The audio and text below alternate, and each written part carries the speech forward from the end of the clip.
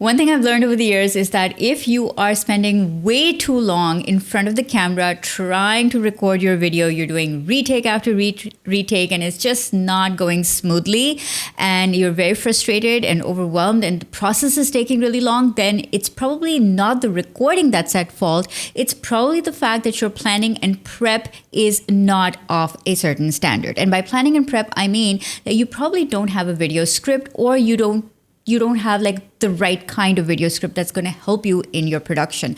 Commonly, I see 4 mistakes people make when trying to write a video script. I'm going to discuss those mistakes today and also tell you what to do to counteract that to make sure that your production goes smoother and you are not frustrated.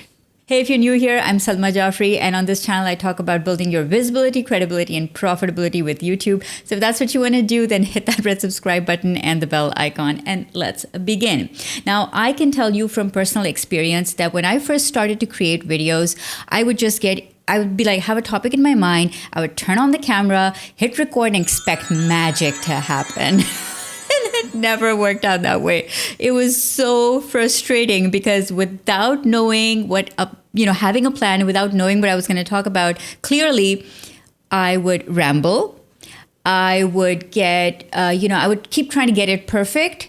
And on the other end, when I started writing a script, I would write the script in the wrong way. And that resulted in me trying to memorize the script and then say it on camera. So both versions of this were really frustrating. Not having a script was very frustrating, and having a script just caused me to want to get it perfect. So that led to more procrastination.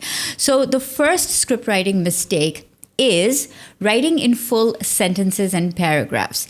Anytime you write a full sentence or a paragraph, you put pressure on yourself to say it exactly like you wrote it. Because on the page, it looks so sexy and great, and everything makes so much sense on the computer screen. But when you actually start to say it, you realize that, you sound a bit robotic. Saying full sentences and memorizing entire paragraphs is a nightmare. And the production just, doesn't go too well because you keep trying to do retake after retake, trying to get it perfect. Okay, so let me give you an example of how a script might look like if you were to write in long sentences and full paragraphs. Now, I've chosen this topic, and this is the script I've written for it. Drinking green tea has many health benefits. Green tea is an excellent source of powerful antioxidants. Research has linked green tea compounds with a reduced risk of cancer, especially breast cancer, prostate, and colorectal cancer. Now, let's say you write that as your entire paragraph. Full sentences, full paragraph. Now, when you get on camera, I don't even remember what the first sentence was, right? So what you want to do instead of writing these full sentences is to give yourself prompts. Prompts can be short phrases, subheadings, or words that remind you what is the point that you actually want to make. So in this example, a prompt could be, green tea has antioxidants. So what? Discuss benefits. That's it. That's the prompt. So you as the expert, because you're talking about, green tea, whatever. So you would know that, my next point is I want to focus on what are antioxidants, how do they help, what are the benefits of drinking green tea, and so on. The benefit of doing your script in this way is that you get to speak a little bit off the cuff, which sounds more natural on camera. And it sounds more normal, like how you would actually have a conversation, instead of sounding rehearsed, which then goes into robotic territory. So have prompts instead of long sentences. Mistake number 2 is that your script doesn't have a clear hook. Now, on YouTube, the first 30 seconds are extremely important for viewer retention. The reason for that is because YouTube counts one view if somebody watches 30 seconds of your video. So the purpose of the hook is to get people to watch the first 30 seconds of your video. So I have some formulas that I actually use in my script writing process for writing a great hook. And those formulas are that the hook can either be a question, it can be a bold statement, it can be an interesting fact or statistic, or you can start with a compelling story. Now, these are 4 formats that I found work pretty much across all niches and categories on YouTube. So let's come back to our example of the green tea script, right? And think about, okay, what would be an example of a great hook that you can say in the first 30 seconds? So first, I'm going to give you an example of a question hook to write with your script. Here it is. Question. Will drinking matcha green tea every day reduce your risk of cancer? Well, research certainly seems to suggest that it might, but green tea might also cause some debilitating side effects. Pause. Now, that's about 30 seconds of a hook. And what you've done in that 30 seconds is that you have opened a loop to making people think that, okay, it can have some great benefits, but there are also some side effects, and that induces curiosity. And that is the entire point of your hook, to get people to want to watch the rest of your video. Let me give you another example of sharing a story-based hook. Last year, I made a commitment to drink green tea on an empty stomach every single morning in a bid to lose weight. So let me share in this video whether I actually lost weight with this strategy and would I recommend drinking green tea every day.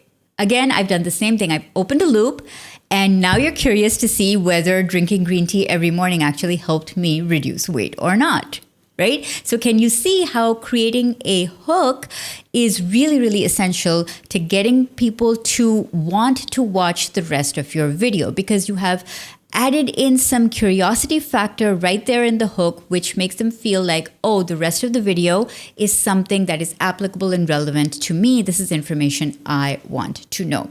So to counteract mistake number 2, make sure you have a clear and engaging hook. Mistake number 3 is the opposite end of your script, not having a clear call to action.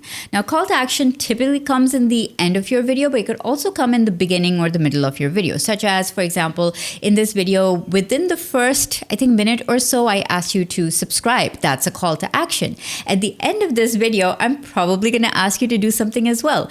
And the reason why we want to build calls to action into our script is we never want to leave people hanging without knowing what to do next or what to do right away, right? So there are 3 examples of calls to action that I'm going to give you that you should be including in your script so that you increase your retention and you increase your engagement. So the 3 calls to action are: watch this video next. So you can point to your info cards, you can point to your end screens, you can put links in the description, but give people something to watch next that makes sense for what they're watching right now. Give them what to do next. Okay.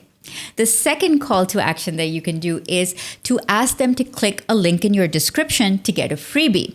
That's also a next step. So for example, in this video, I'm talking about script writing mistakes. So I could ask you to go down in the description and grab my video script template so that you can have a ready-made template and you won't forget any of the things that I'm mentioning in this video, such as add a hook, add a CTA. It's all built into my video script template. So you can go and grab that from the description. That's an example of a call to action. You want to integrate it into the actual content of your video. And the third example of a call to action that works amazingly well is to ask people to leave a comment answering a question or give them a phrase. So for example, if you're enjoying this video, let me know in the comments below and type in, Salma, this was valuable. And I will know you made it this far into the video. All right, so let's move on to mistake number 4, which is to have a last minute or no script at all. Now, a last minute script might look like, oh, okay, this is the topic that I'm going to be talking about, and these are the points I'm going to say, and that's kind of it. Every single time I've done that, it has caused me to do more retakes and spend more time on production. Every single time I think I'm going to wing it, it adds to my production time. And if you're somebody who's a busy entrepreneur, you've got kids, you've got other things happening in your life, you want production to be smooth and easy and fast and efficient. So I would recommend spending a little bit more time writing the script rather than spending more time doing retakes. So that's my advice for you. And you can do all of this if you download the video script template, because I have listed all of these things in order, plus a few more. Plus there are a lot of prompts as well to get you started. So what I want you to do next is go and watch this video, and I will see you in the next one.